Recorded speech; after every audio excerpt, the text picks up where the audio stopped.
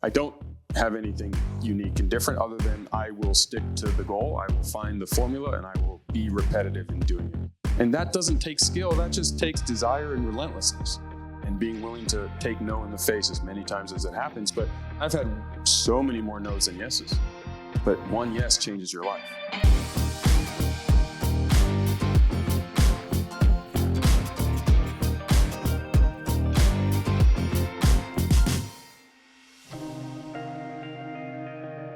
Welcome, buddy. Well, thank you. And wow, I mean, you had me blushing over there. And I want you to know you are two of the most important people. So it wasn't hard for me to make you feel that way because it's really easy, right? I mean, aren't these guys incredible?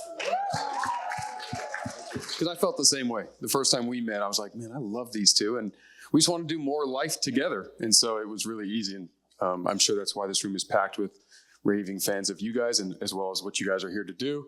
These two are incredible. So thank you for having me. The best. Do the best. Thank you for being here. This is so. It's going to be so fun. Are you ready? Oh yes. Okay. And I want to know what's going on with the bears on all these tables. Oh, well, tell us about the bears. Yeah. So Believe It, Buddy is started by Kat. Kat, raise your hand. Perfect. Get up here. Well, I'll come to you.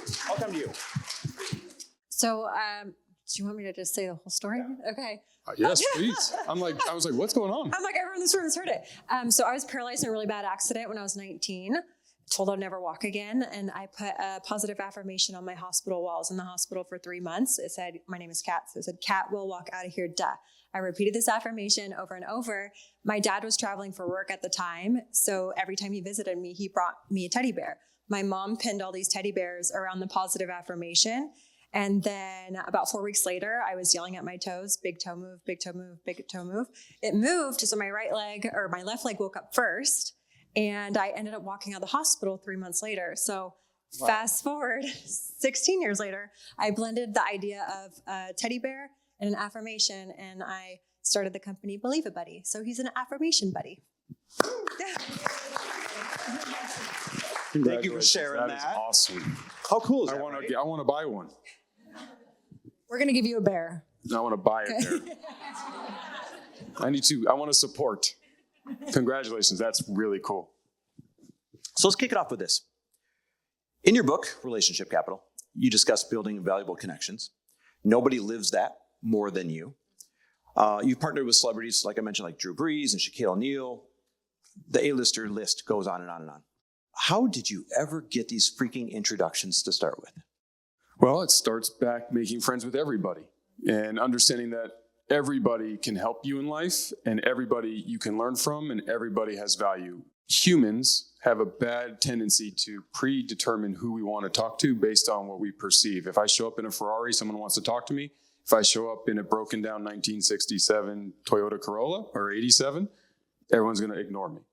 And that's a mistake because everybody is somebody's brother, sister, aunt, cousin, friend, and everybody has a lesson or something you can learn from. And so early on, I realized the power of who you know is more important than what you know. And so when I got that knowledge in my head, it became, well, okay, if I know everybody, then I win, right? And how do I get everybody to want to talk to me? Because I'm just an average 5'9" guy. At the time, I had nothing special to make any of these individuals want to know who I was or get involved with me. So it was, what can I do differently? How can I stand out and make and attract humans to say, hey, I like Jeff. I want to be around him. And it is by giving them value, helping them, and not making it about yourself. And so how I got those introductions started out by making friends with a lot of different people. So I was playing in a basketball league, and Drew Brees' agent happened to be in the league and was on the opposing team. And I make friends with everybody. So we didn't know who he was when we were just playing basketball. And then he was like, oh, yeah, I'm an agent. And I used to be a sports agent out of law school many years ago, but I didn't know him. And he said, oh, yeah, I'm an agent. I'm like, oh, yeah, who do you represent? He said, oh, Drew Brees. I was like, oh, that's cool. Fast forward 3 years later, we're still friends. Everbowl. And then he's like, hey, Drew happened to really like Everbowl. He wants to talk to you. So I met Drew's agent. I didn't ask for anything. We just became friends. And then naturally I got to meet Drew. Shaq, we were both speaking at an event and he mentioned the word Everbowl and I went and spoke to his manager and started to build a relationship and got to Shaq. Gary, we met through a mutual friend. So it just kind of navigates, but it starts by not caring who you're talking to and not saying, well, I don't know who this person is and they have no value for me. That's just a mistake because some of the biggest deals I've ever got were from the checkout clerk at Albertsons, which is a story in my book.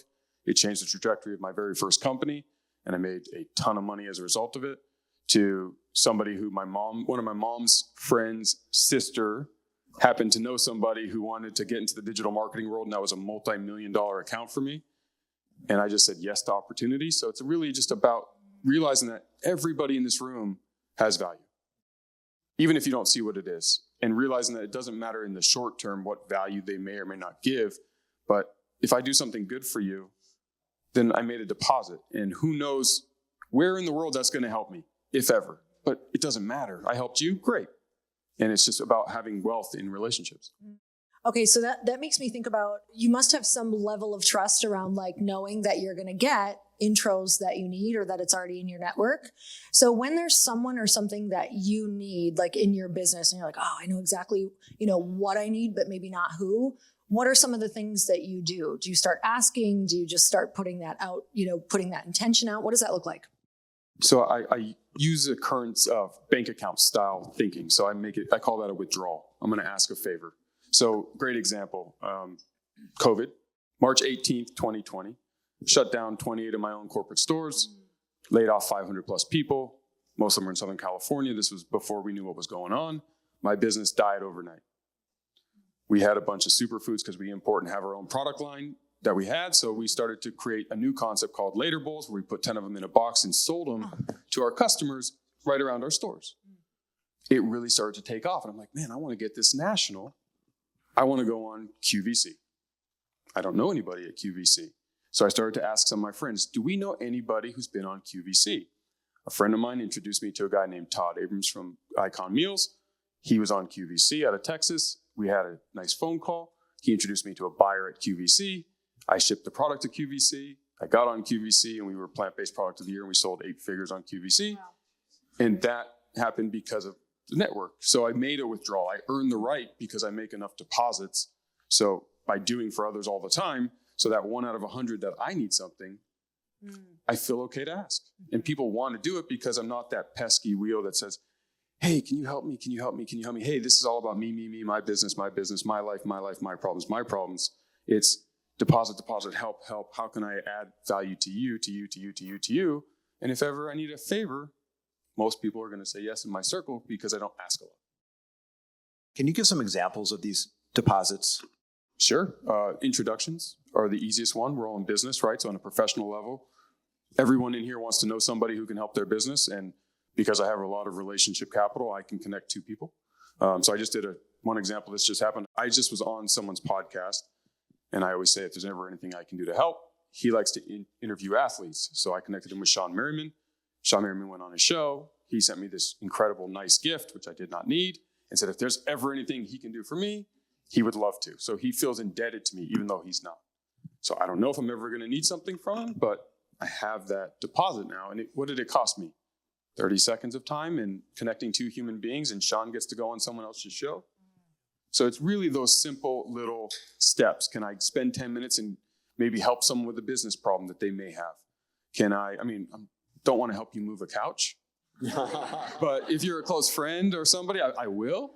I don't really want to do those kind of favors all the time. So I like to do the easier ones, but information, experience, pitfalls, vendors. Oh yeah. I know somebody who is in your sector. Maybe I can connect you guys for a consult or a call. Those kinds of things is where I'm good, but you can apply it to yourself. If you're a good cook and you guys were hosting the dinner series and you were doing it not like here professionally, but at your home, and you needed some chef, a friend of mine, he does that in-home sushi. And his name's Mel John. He's awesome, by the way, if anyone needs it. We need that connection. Noted. But stuff like this. And so if I'm out in the world and I see or know of an opportunity to connect with someone who may find value or to help your business, it's really easy for me to accomplish that. So I'm just trying my best to connect people and make good things happen, knowing that it's going to help me so much more in the long run. And it sounds selfish because it is, but everything we do is selfish. So helping you is selfish. It makes me feel good and it helps my life. Can you expand on that? Because some people might hear that and it might be a trigger for them. Like, you're not supposed to give to get. And can you just break that down for them? Yeah, everything is selfish. And I hate to say it. Like, you got to realize that even when I play with my kids or I do something for my daughters, it's selfish. It makes me feel good. If it didn't make me feel good, I really wouldn't want to do it. So that's okay. It's okay to be selfish because we are individuals. And so if I do for others and I give and then I get back, why is that not okay? It's like working for a company and giving your time and your brain power and getting money back. I don't want money. I want goodwill.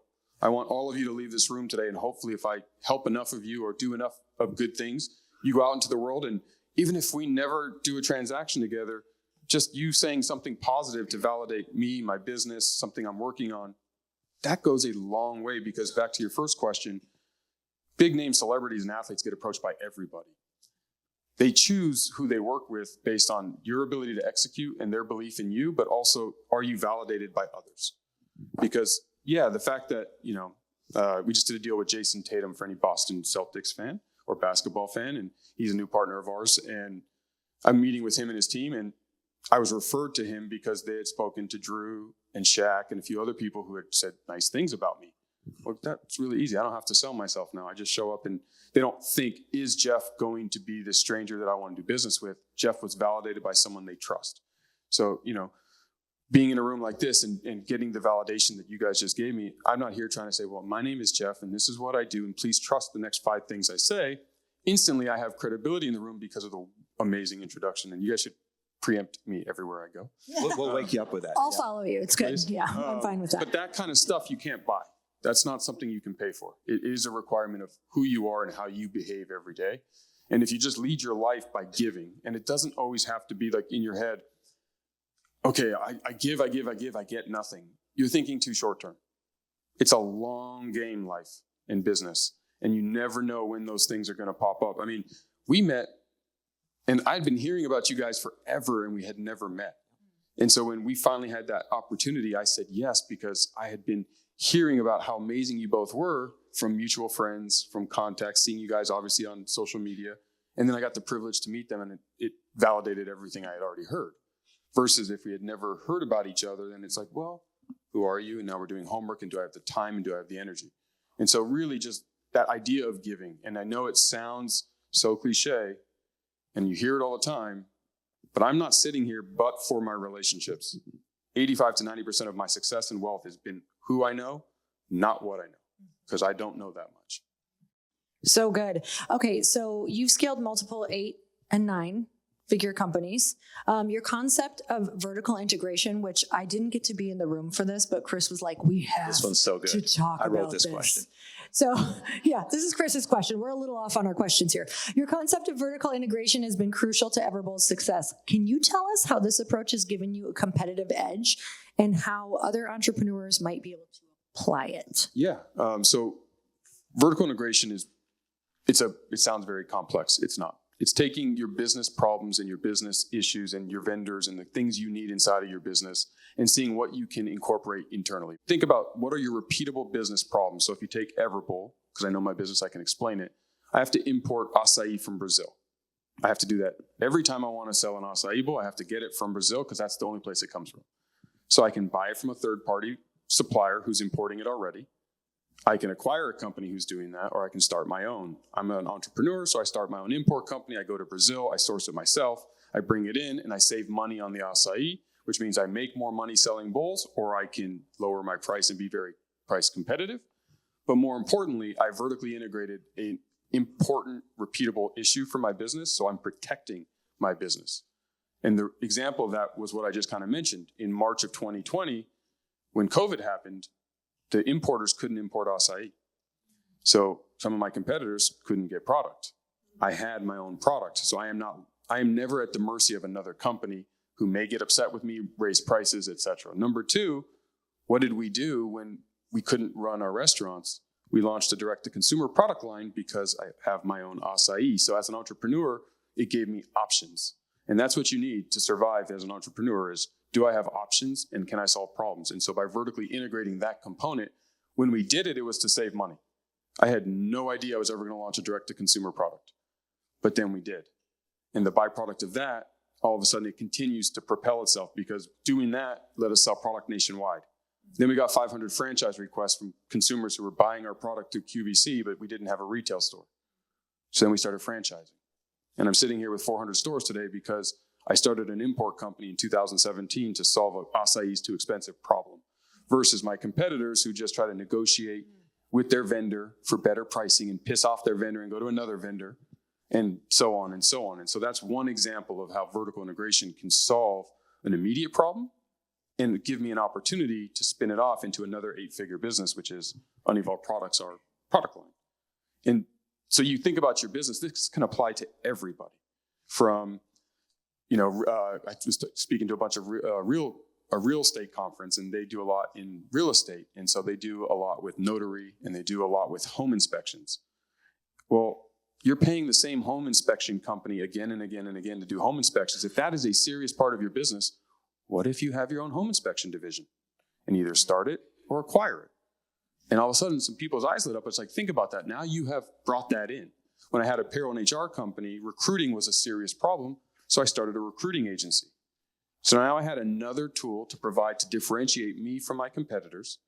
I was able to offer more services and provide more solutions. And that's really what you're trying to accomplish in business is, can you provide solutions? And so you got to look in your own business and remember, you're entrepreneurs. So why does it have to stop with your main core business? Yes, I sell acai. So you'd say, okay, you're in the food business. Not really, right? I'm in the logistics and supply chain business because I got to get product to and from my stores, right? I have to build stores. That's why I started a construction company, because I built a lot of everbowls. Why am I going to pay the retail price for construction over and over and over again and let them have to learn our business and get no economies of scale and no efficiencies when I can just spin up and start my own company to save me money building them, which, by the way, we have the cheapest build-out costs in our industry, significantly compared to our competitors, because I build them. I don't have to make money building my own stores. I'm trying to save money. I do make money, but I save money as well, and my franchisees save money. So now I have a competitive edge to sell more franchises, which means I'm going to sell more, which means I'll make more through construction, and I'll have more acai for my Unevolve product business. And this wheel of vertical integration continues to roll. And so it's looking in your business and saying, what are the repeatable problems, AKA things I have to do again and again that are outside of my control for me to be a successful fill in the blank? And then say, what are those things that I can internally adopt by either starting or acquiring? Some acquire, I start. There's no right or wrong. Google acquires. Google acquired YouTube. You always hear about Instagram acquires, Facebook acquires this brand, and Instagram acquires this brand because their consumer, they want them to stay in their ecosystem. So they're acquiring the like pieces that fit in their wheel. But McDonald's is the largest toy distributor in the world from the Happy Meals. They don't sell a single toy, but they distribute more toys because they have to. So they have that business to save themselves money. They're the largest, them or the church are the largest real estate owners in the world, right? But they're a hamburger company. No, they're a real estate company. They sell hamburgers. Apparently right now some of them are killing people, but maybe they used to sell hamburgers. Just use it as a segue into WeBuild. It's another great example of vertical integration, but it's also an example of how you recognize talent and start a company with people knowing who to surround yourself with. Because obviously you're not saying, oh, let's start a distribution company, let's start an import company, and acting as the active CEO of all of them. You'd probably be split in two main directions. Correct me if I'm wrong. So share the story of how you started WeBuild, how you recognize talent, et cetera. Sure. So I do have the title of CEO, but I have no skills whatsoever. And it's intelligent, talented, amazing people who make all these companies go.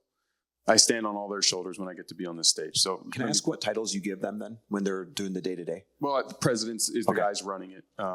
CEO is because I have investors, and that's kind of the main job of a CEO, is to handle the outward finance, the strategy, and be the face for that community. Otherwise, I would much rather let them be the CEO, and I hang out with all you guys every day. But the next question I get asked is, well, Jeff, what do you know about construction? To your point, nothing. My wife puts together every single toy my kids ever got. I'm the least handy human in this room. Same dude. Yes. Lori fixes everything. Yeah, I do nothing with tools. It's a common joke, actually. Me and your wife can build things You guys together. can go build It's going to be shit. great. Yes, you should see when presents are there. I'm like, yeah, I'll throw the boxes out, but I don't put stuff together. I just don't have the patience and the skill set, and I get frustrated and I break stuff. But I have a construction company, so first everbowl cost me $300,000+ to open. I was going to self-fund them all. I'm like, I'm going to go open 50 or 100 of these. Why do I want to spend that kind of money for a smoothie acai bowl shop? Seems ridiculous. It's also 2016, so go back when $300,000 for today that's like a cheeseburger and fries. But back then it was a lot of money. So I was like, well, what if I start my own construction company? Because I'm going to go build 50 everbowls. So who do I know who can do that? Well, there was an individual. His name was Jake, and he was the main guy on my project building my first everbowl. So I walk up to Jake. Jake, how would you like to be the president of my new construction company called WeBuild? You don't have to worry about job flow. We got it. You're going to make more money. You're in a position of ownership. You're going to have equity, and you get to take a huge promotion. And oh, by the way, his resume and application was he just did it. So I know he can build it. And all I need you to do is make them more efficient every single time. And we're going to think about how we can use economies of scale. What if you build 2 case lines instead of 1 at a time? What if we buy signage or create signage for 4 stores instead of 1, and we'll hold them until the next one opens? And what if you come up with better ways to do all the things you're going to be doing over and over and over again and build me a team? And he said yes. And now I have a construction company with a guy I know who can do it. And here we go. And it went from 300 to 280 to 270, where today, in today's money, my average franchisee pays WeBuild between $100,000 and $120,000 to open an everbowl with equipment. Now, now it might not, if you don't know, it's meaningful to us because a Jamba Juice or a Nectar or one of my competitors are $250 to $400 for that same amount of stuff.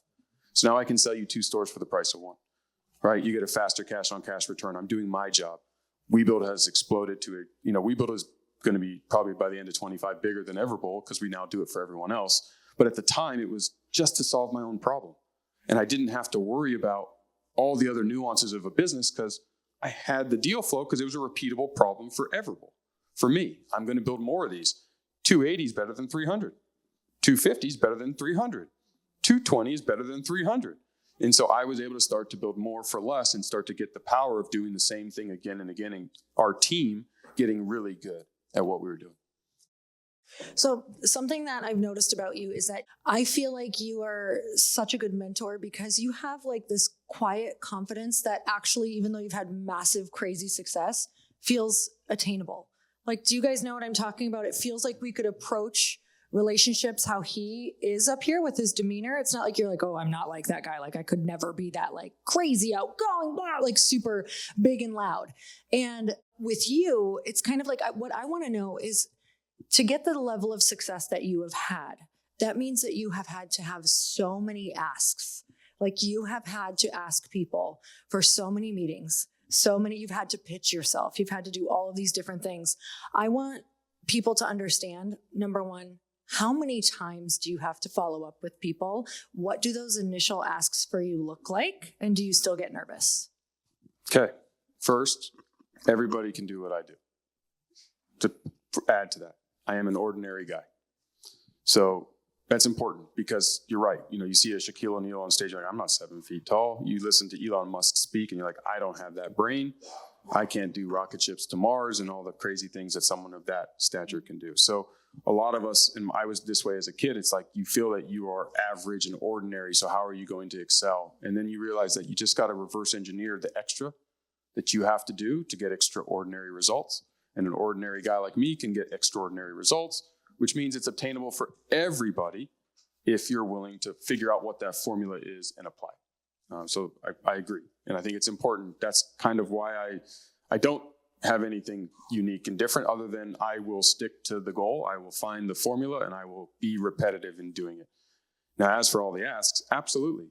Every day I ask for things and beat my head into walls and keep trying and trying. I'm trying to get everyone in an airport. It's taken me 2+ years. I call every Friday to the 6 companies that are available to get me in these airports, and I still have not achieved my goal. And I am still nervous when I get the opportunity to talk to them, but it's doing it in a fun way. I mean, it's how I got into Padres Stadium with everbowl. That took me almost 2 years in Costco.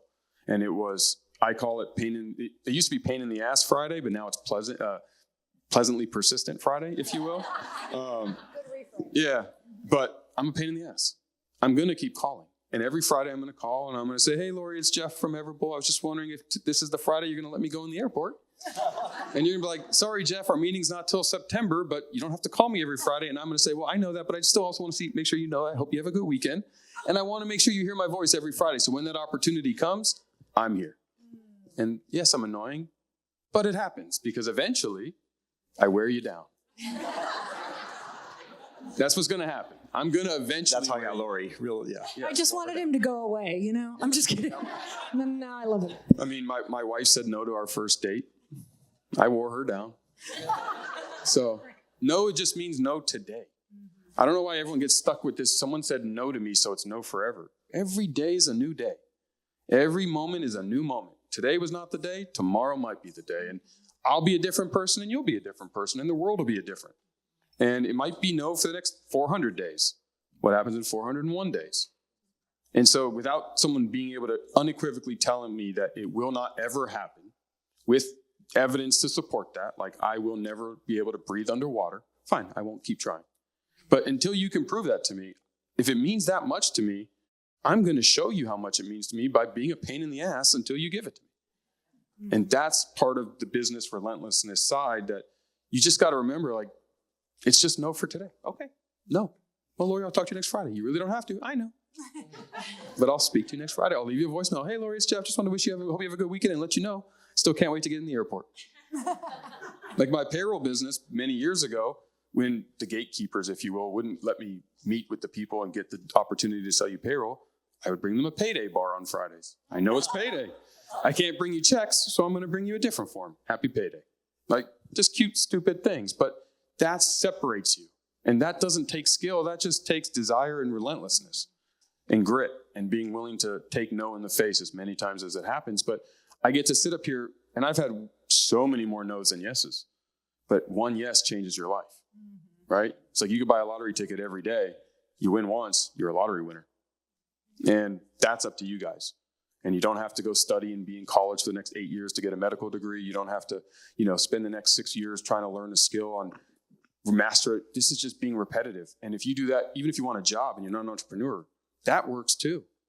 Be a pain in that ass and show how committed you are for whatever it is you want.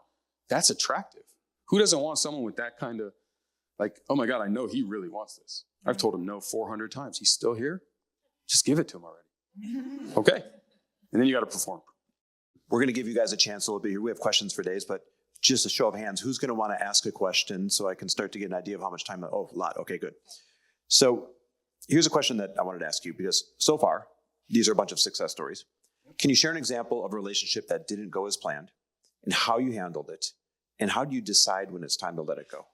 Yeah, one actually very meaningful one. My best friend and best man at my wedding. We no longer are friends. So sometimes it doesn't go.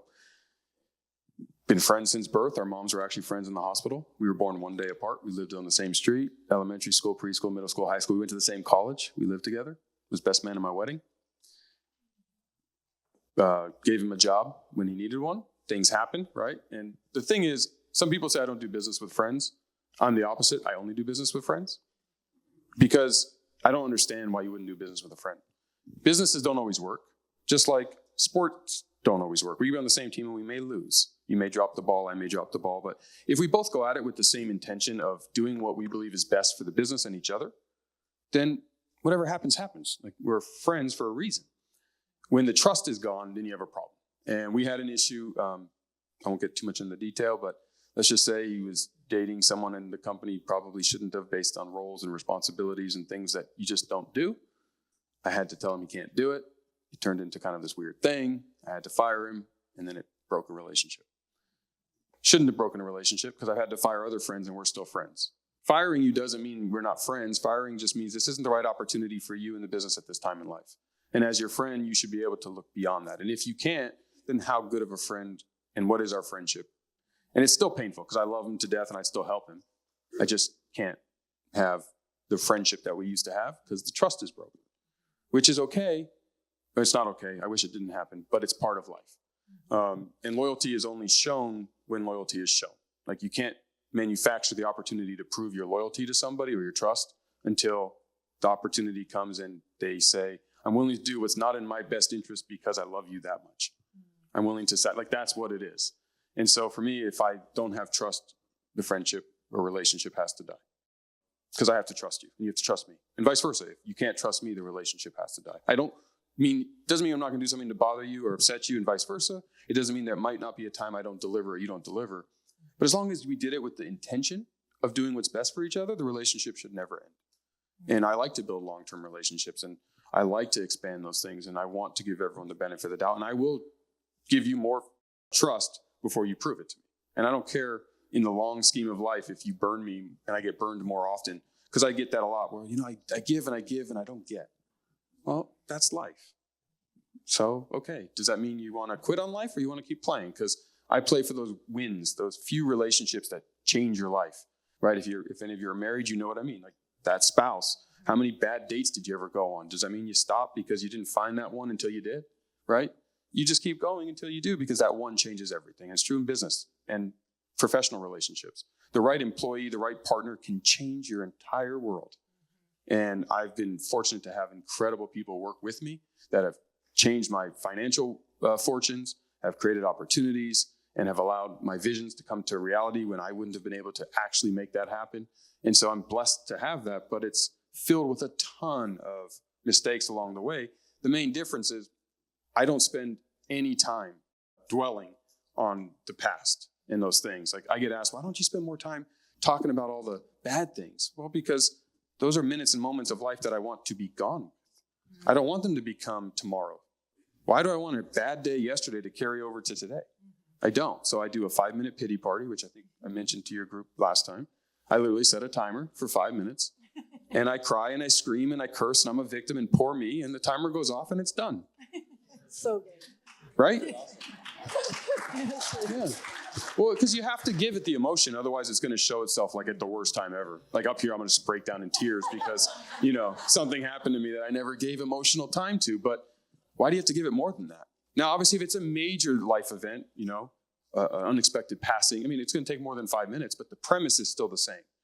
And I think that in business, especially, I hear this, I've tried to work with friends in the past and it's cost me a couple of relationships. My question is, how good of a friendship did you really have if it couldn't handle a tough conversation?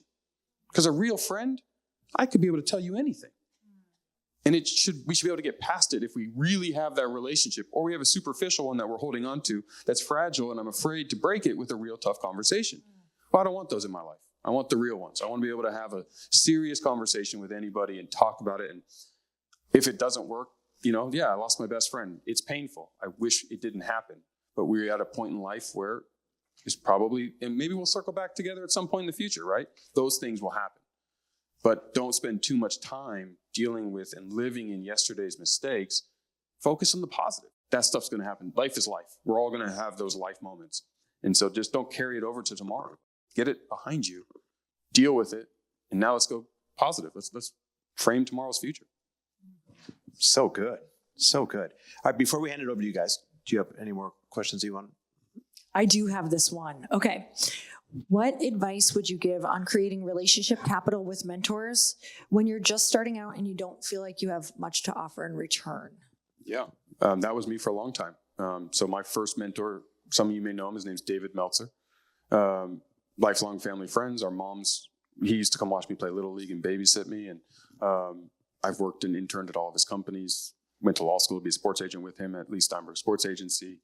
So we're brothers. We're as close to brothers as you can be. But he's 12 years older than me, 13 years older than me, and I had nothing to add when I was 14 and 15 and 16 and 17. But I went to him and said, I want to learn. I want to be you one day. I want experience. I can't provide any value except I will be here to take out the trash and be your gopher and just be in the room and do all the things you need. So if I wanted to intern for you guys, knowing that you had an event like this and I had zero skills and I was not yet there, I would say, Chris, Lori, I want to come and I want to make sure that your guests have a remarkable experience. I'll move their luggage. I'll ensure that if someone's water spills, they'll have another one. No questions will go unanswered. I will be there to make sure that your event goes smooth. You just have to tell me what to do. And all I ask in exchange is, can I be in the room? And then meet the people and say, hi, I'm Jeff. Nice to meet you. I'm an intern. I'm just so excited to be here. And thanks for coming. And if I do that enough, I'm going to meet some people. You guys are going to say, Jeff's a really cool guy, and I'm going to learn some things. And then eventually you're going to start to mentor me. Hey, Jeff, have you thought about monetizing that gopher experience? Right? Or whatever.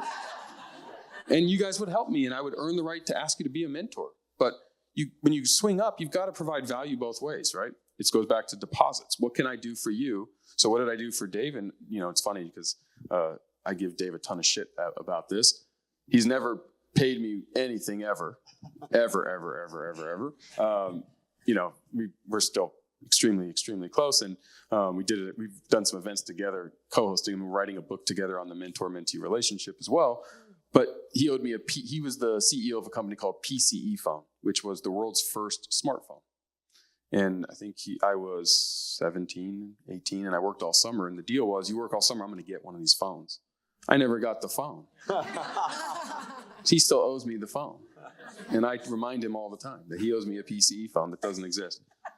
But you just do it anyway. You give what you have, and what you have is you have your time, which is the most important, valuable asset we all have. And if you're willing to give your time to somebody in exchange for information, that is a fair trade if you come full heart, right? If you come with full effort. If you show up and you do the thing and you're willing to help, because every successful person needs more people to help. Mm-hmm. Every successful company needs more people to help. And so if you want to go work at, Apple, and you aren't qualified for the job, can you sort the mail? Do you know how many people have started in the mailroom? I mean, you've heard the stories, right? I mean, Eric Spoelstra, the head coach of the Miami Heat, who won championships with LeBron James, started in the mailroom for the Miami Heat because that was his way to get in. It's not an easy journey. It's not a fun experience. But again, back to my Pleasant Friday, if you want it bad enough, are you willing to do whatever to get it? So if you want that mentor, you want that information, you want access to whatever that individual may be able to provide you, what are you willing to do to get it? Because you've got to give value. Otherwise, they don't need you.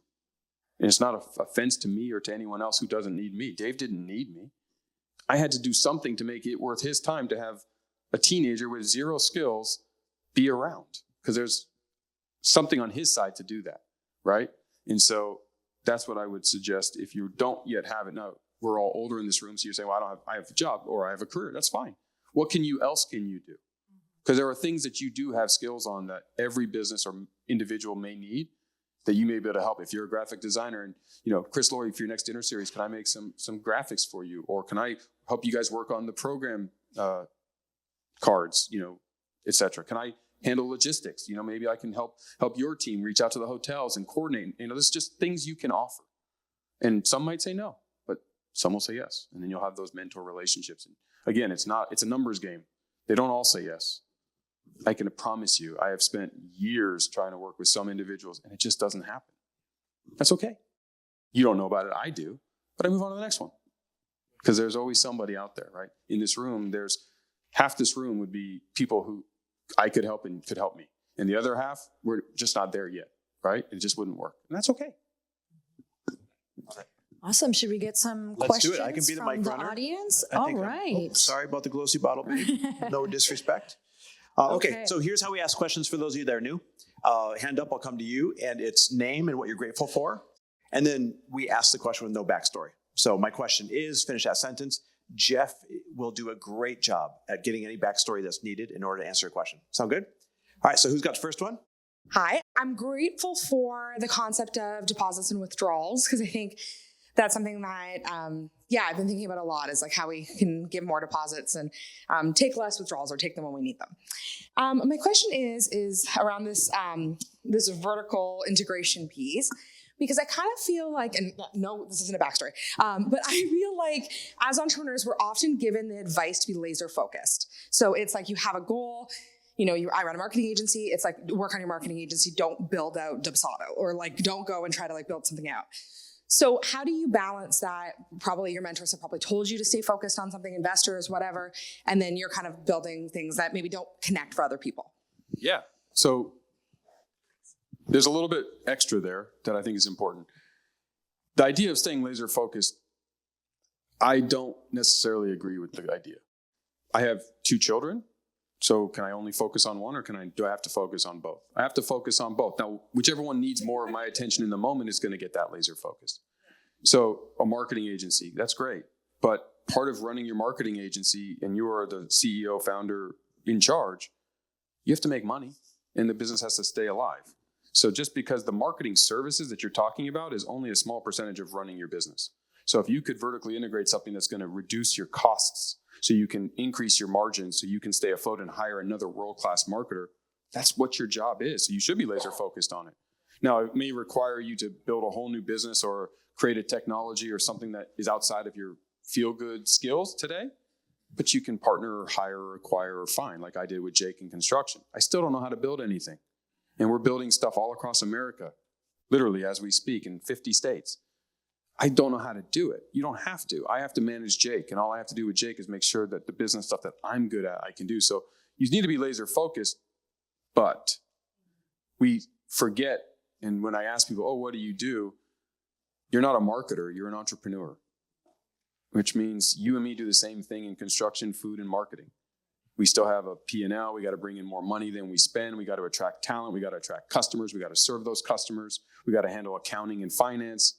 We got to market our services. Those are the same for every business. There's no business that doesn't need those things. Those are all of our jobs. So we're entrepreneurs first. We are whatever we're doing after. That's only a small part. And so laser focus is important, but I think we forget when we think laser focus on selling acai bowls. No, I'm laser focused on building the everbowl brand.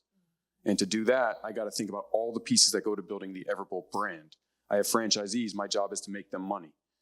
Doing construction cheaper makes them more money. Bringing in food cheaper makes them more money. So I'm working for my customer, my franchisees, by doing those two things. Oh, by the way, I get to build 8 and 9 figure businesses for myself on the side. That's cool. That's fun. I get to talk about that.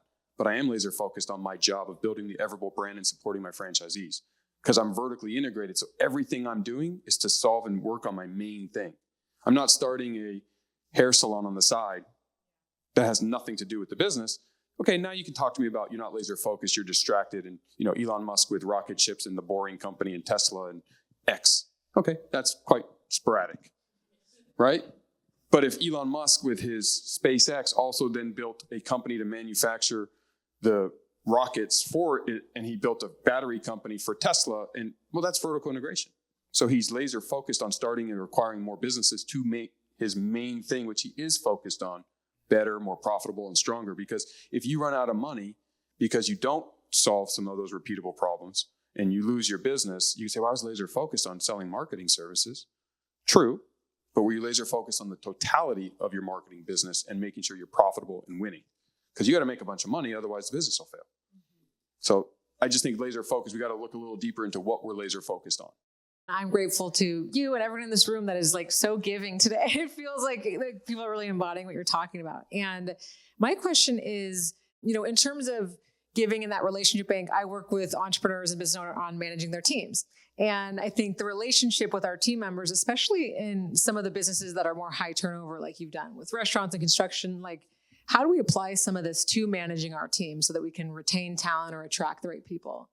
So I learned a lot when I had a recruiting agency. I thought people switched jobs for money. I thought money was the driver of employment. I pay you more money, you'll do whatever. And it's just not true, which was surprising because back then that's what my hypothesis was. People actually want to feel that they have purpose. They want to feel that they are validated and are able to inject some of themselves into the company. They want to make money and they want opportunity. And so culture, like we have 2 rules at all my companies that are the first 2 rules. They're non-negotiables. It's make friends and have fun. And there's so much underneath that it's not as cheesy as it sounds, right? Because you don't show up late and leave your friend waiting for you. You don't show up late and leave a coworker waiting for you. Like there's all those details fall under make friends and have fun. But I have to make sure that my employees know that I'm building companies to give them opportunity. So if you walk in our corporate office, you're going to see some of our team members that are in their early 20s that started when they were 17 in the store. And now they're doing jobs that they resume are not qualified for. But they built everbowl with me from stores 2, 3, and 4 to where we are today. So they have domain expertise, kind of like Jake in construction. He wasn't ready to be a president of a company, but he had built the only everbowl in existence. So he actually had more experience than anyone else on the planet at building everbowls, right? And so creating that opportunity for your team to feel like if I put myself into this thing, if I inject my DNA into this company that I don't own, what do I get? Well, the deposit I'm going to give you is unlimited opportunity, the ability to take the leadership role, grow as much as you want to grow, and help define the future of the company. And if you have an idea, you're going to watch it come to be, if it's, assuming it is in line with what we're doing. Mistakes are great.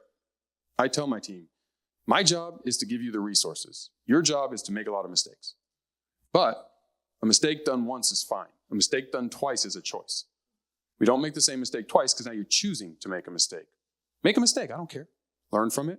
Don't do it again, and we're going to get better. And that idea gives them a lot more freedom. And it's all about culture, because they stay because they're having fun. And if they leave, it's because, either life opportunities, they're not having fun, I suck, whatever it is, right? There's reasons you leave. And so that's what we try to do. And it's about different deposits. It's not just money. But some of the equity holders of everbowl today are literally in their early 20s that are running the company at the highest level with us. And, their resume would not have gotten them that job. But their domain expertise and their commitment and their loyalty earned them that right, and they want it. And, one of them always tells me she wants my job, and one day she's going to have it, and she'll be the CEO of everbowl. Yeah. Thank you. You're welcome. Hi, I am grateful for living in a country that encourages and rewards being an entrepreneur. I think it's amazing. We all get to do it every day. So, yeah. With the breadth of the portfolio of businesses that you've built and continue to build, I'd love to learn a little bit about how you look at capitalization. Perhaps how maybe that's changed if you were starting new today versus when you started. And maybe just any sort of insights or tidbits to anyone starting something new and getting out there and seeking capital to do that, or versus using your own, and at what time you pull that trigger. Sure. Capital is the requirement, right? It's the fuel for business. Without it, businesses don't work. So first, it's taking inventory of your current life. I started my first company at 25 years old. After I had one job after law school and sports agent, I had one job for ADP selling payroll. I was the number one sales rep in the country, made a bunch of money, bought a house, fiance, daughter, the whole thing, and was a lifer. I wanted to start my own company because we got into a dispute over when I would earn my next salary increase. And I thought I was too big for them to mess around with, and they showed me a door, and I walked through it. But I sold my house. I moved into my parents' house, and I started my first company out of my mom's kitchen with a daughter and a fiance. So I say that because a lot of times I hear, well, I can't do it because I have a mortgage. Well, if the mortgage is more important than the business, then keep the mortgage. But if the dream that you want is bigger than the short-term house or assets that you have, make a sacrifice, and now we're in a position. I say that as the precursor because when you want to raise money, investors look at a lot of things when they're betting. Most of them bet on the person, not the idea. Ideas, they're not as valuable as we all think they are. There's a billion ideas. Execution is cherished and rewarded. Execution is everything. So if I'm talking to you, and not you specifically, but hypothetical you, and you're like, yeah, I sold my house. We did all this. I put everything into this business. I know that at 2 a.m, you're going to do whatever it takes. But if you're like, well, I'm living in my nice home and I've only put about $5,000 in this thing, I want all your money. And if it doesn't work out, that's just your money. I'm less excited because what's going to happen when all the odds are stacked against us, when the worst thing happens, right? So I say that first because a lot of times entrepreneurs fail to realize that investors are vetting you just as much as your business. They build these beautiful decks and they bring them. And then they're like, well, look how cool my idea is. Yeah, but I want to know about you, right? So I had a company, J Capital, where I help businesses raise money. I've raised hundreds of millions of dollars for businesses, mine and others. And that's one of the things I always teach entrepreneurs is, remember, you need to sell you. They bet the jockey, not the horse. I don't care what business Elon Musk is starting. I want to bet on the fact that I'm sure he's probably going to make it work, right? Chris and Lori, I know they're going to make it work. I don't care what it is. Of course, I care what it is, but I'm going to learn about that second. I already am excited. Yes, I want to invest. Now, what are we investing in? So that's first. So you really got to remember, don't sell your business, sell yourself. Demonstrate why you are the best bet. Your creativity, your innovation, what separates you. That's what is required to attract that. And then it's attracting money. I don't raise money, I attract money because people want to invest in rocket ships. They don't want to invest in the idea of trying to create a rocket ship. So how far can you get your idea fully baked, as much fully baked as possible before you ask for money? And if you can get it as far along as possible, where now it's growth capital, because you've already made a bunch of mistakes, you've already fallen in enough potholes, you already paid all the dummy tax, and now you're like, look, I got this widget and it's ready to explode.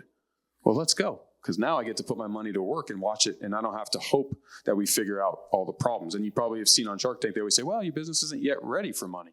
They get excited when it's like, oh, you're already almost profitable, and now you just need more money to actually put lighter fluid behind this thing. That's exciting.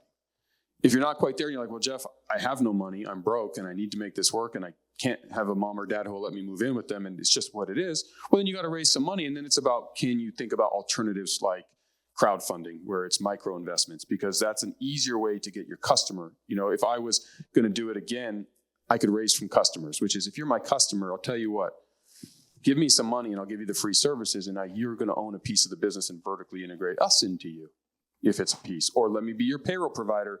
And yes, I'm trying to raise money for my payroll business. I already have these services. I need a little bit more capital. I'll serve you, and you're going to own a piece of the business, right? There's ways to do it in micro tranches where everyone in this room can give me $10 and I could raise $200 pretty quickly, versus one of you giving me $200. It's just easier. So crowdfunding is another method. But at the same time, why are you raising money? And is it just because you think you need money? And what are you using the money for? 5-year projections are kind of funny. They want you to do it because they want to see you think about 5 years from now, but be honest. When I'm raising money, I do one thing that most people don't, and it allowed me to raise a ton of money, and it works every time. I address all the negatives before you do.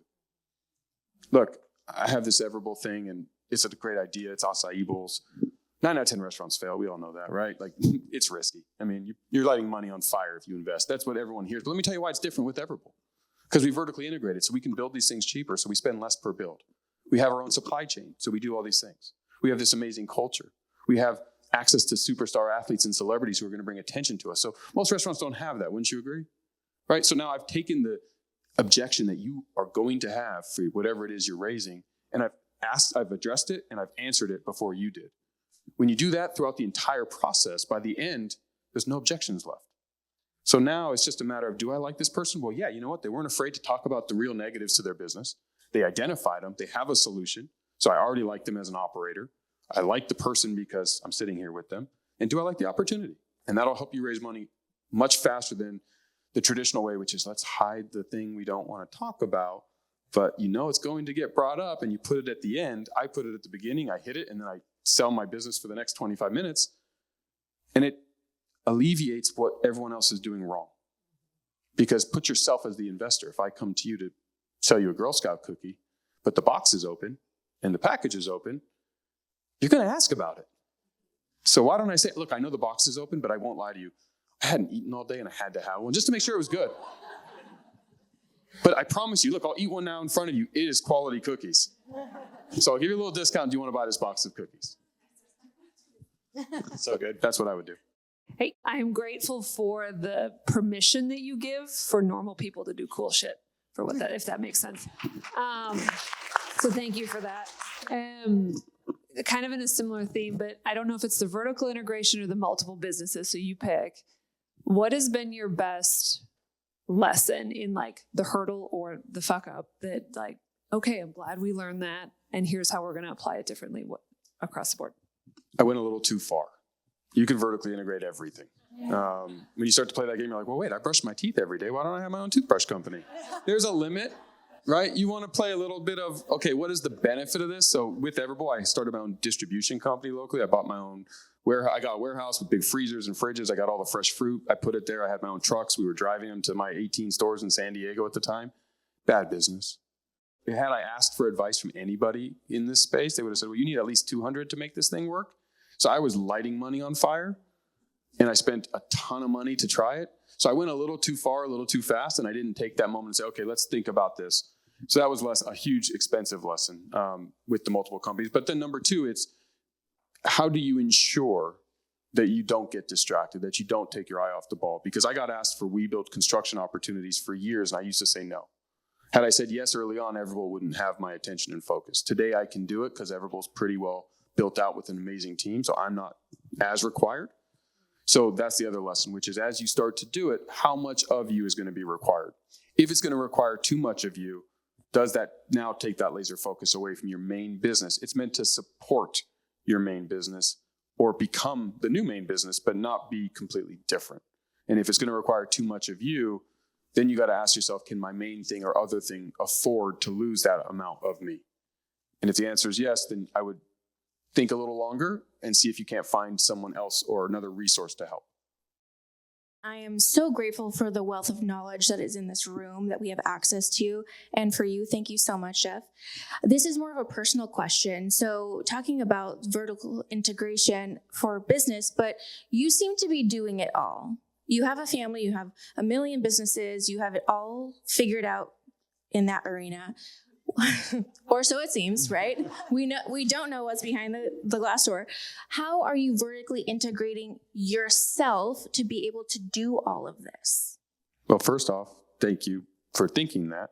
I don't have it all figured out. And like everybody, I'm a duck. Calm above the surface, and my little legs are flying a million miles an hour underneath the surface. That's just life, right? There are times where it feels like, hey, I got this figured out, and then I get sucker punched. But what I do is I hold myself accountable to the same standard.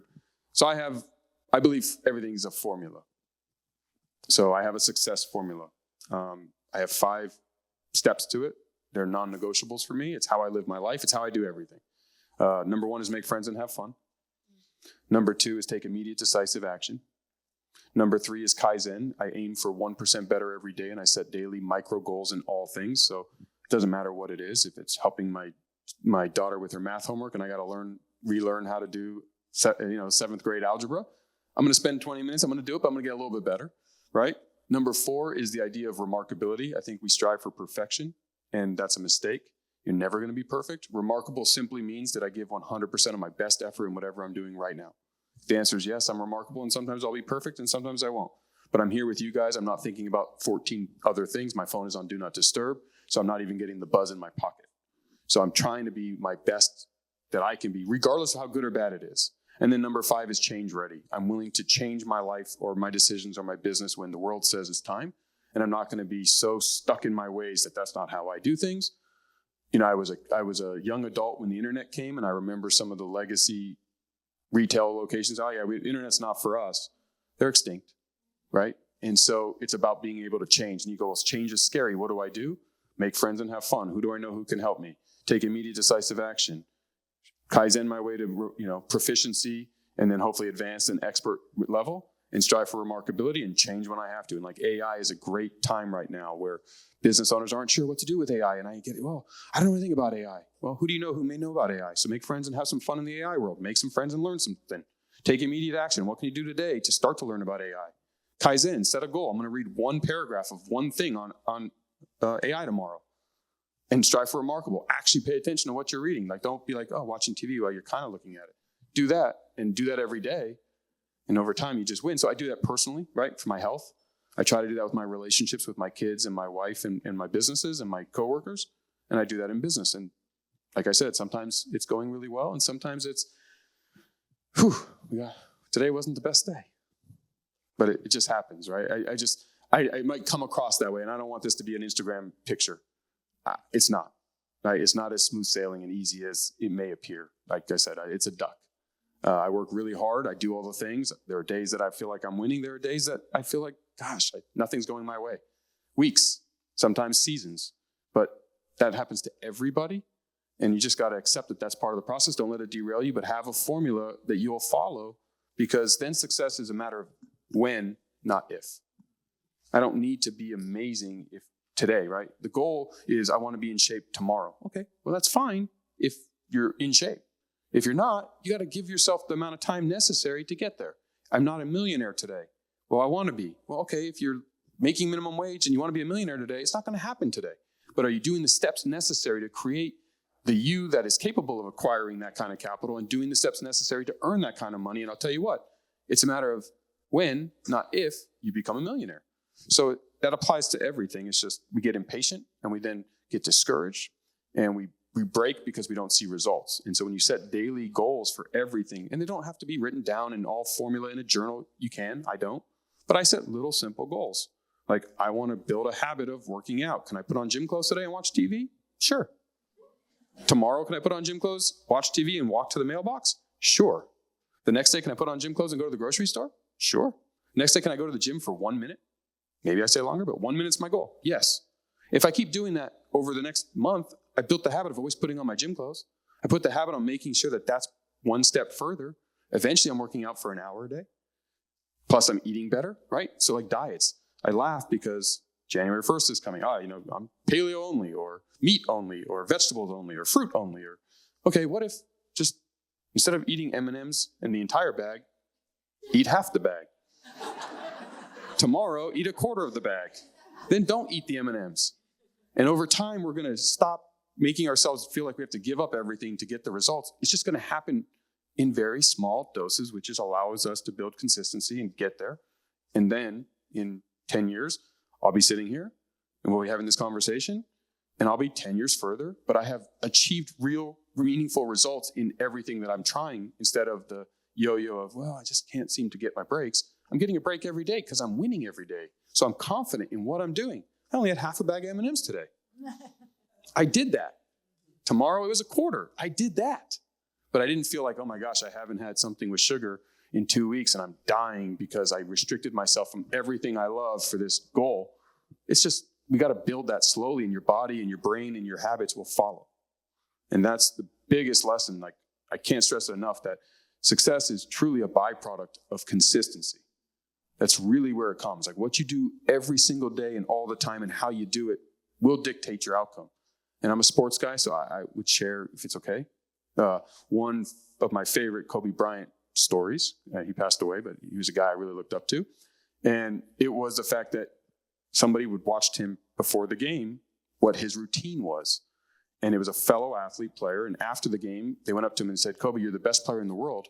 Why did you spend 45 minutes doing the basic steps that they teach children? And he said, why do you think I'm the best player in the world? Because he was doing the basics over and over and over again, not worrying about trying to do 360 dunks, which look really cool. But what if you just focus on dribbling the basketball every day and get a little bit better? Eventually, you're the best in the world. And it's easy to win against so much more talented people.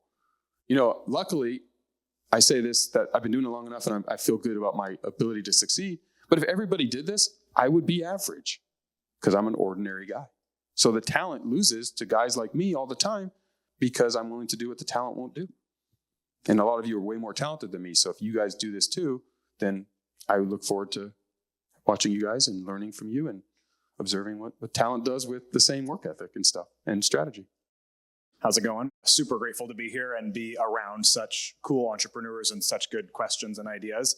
My question for you is, you're clearly a genius ideator and leader of lots of companies. I'm super big on the idea of vertical integration, but I feel like I've been struggling to find the operator seat in the various companies and ventures. Do you have any tips on how you've been able to find so many assumably successful operators for your ideas? Well, I guess I have to ask you a little bit more before I can answer. Sorry. You say an operator. So do you mean the person who's going to run it or someone who's going to run your plan? I guess a little bit of both, but being the operator of taking the idea into conceptualization and then being able to turn it into what you are dreaming of. So when I hire a leadership position, I make it very clear. If I have to tell you how to do the job, you're not the right person. I want to go from here to Hawaii. I want to go by boat. That's my job. I hire you to be the captain. You decide our route. You're going to look at the charts, the weather, the path, the best way to get there. I'm going to trust you, and I'm here to support you. And I think we too often try to hire leaders and then micromanage them on how they want to lead. That's not a leader, and you're not going to attract the person that you think that's going to be incredible. You're going to attract someone who needs paint-by-number directions. A true leader is not going to be okay being told how to lead. You don't hire, Michael Jordan and then tell him how to play basketball. You bring him in, and his coach says, this is the strategy, and go be Michael Jordan.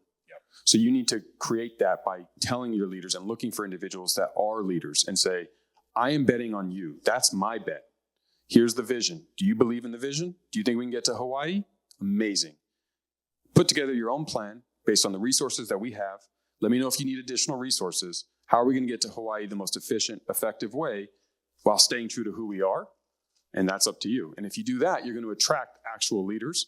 And then you get to stand on their shoulders and watch how amazing they are because they're amazing.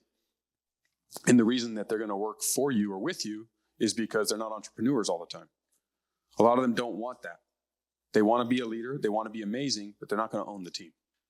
They want to be on the team. And the benefit of that is now they inject their DNA into the company. And now their talk track when they're talking personally goes from, oh yeah, they to we.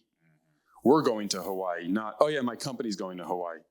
No, when they're the leader and they get to decide, we're going to Hawaii and I get to take us there, and they're lit up and they're inspired and they're happy and they're going to work harder than you could ever imagine, and they're not going to leave because it's their vision. And then you give them all the reward and all of the credit, and you talk about how amazing they are. And that is going to allow them to stay with you forever, grow, and bring your company to levels that you can't even imagine, because there's always more talented, brilliant people at everything. And so it's like, Jake stayed with me for 5 years, and then he had an opportunity with his best friend for a music company, and it was a smart thing for him to do. And the guy who took over worked under Jake, and we're growing, right? He's not there with me if I'm like, well, Jake, this is how you're going to do it. Well, now, you don't need leadership. You just need individual employees. So I would just tell you, like, create an environment to attract a leader and put it out there as a leader, and challenge them even in the interview process and say, I'm looking for someone to run the company. When you show up to the interview, I want you to come with a strategy, and here's the goals. We're going from San Diego to Hawaii, or Orange County to Hawaii. How are we going to get there? And do it with the resources. And then you're going to really find those operators that will allow you to vertically integrate. Cool. Thank you so much. Appreciate it. All right, guys, give them a round of applause. Jeff, before I go, can I say one thing? Yeah. I didn't get to say what I was grateful for, and since you guys all got to do that, I just want to say that I'm grateful for all of you guys for going into a room like this and investing both your time, energy, and money to be in these rooms, obviously with Chris and Lori, but just with each other, because I'm about making friends and having fun and growing together. And this kind of investment in yourselves is where it all happens, and not enough people do it. And so I'm grateful to have the privilege to come and meet a lot of you and be here, and to have wonderful friends that invited me. So thank you guys. Jeff Fenster, everybody. Jeff Fenster. Love and appreciate you, buddy. Oh, thank you. Thank you.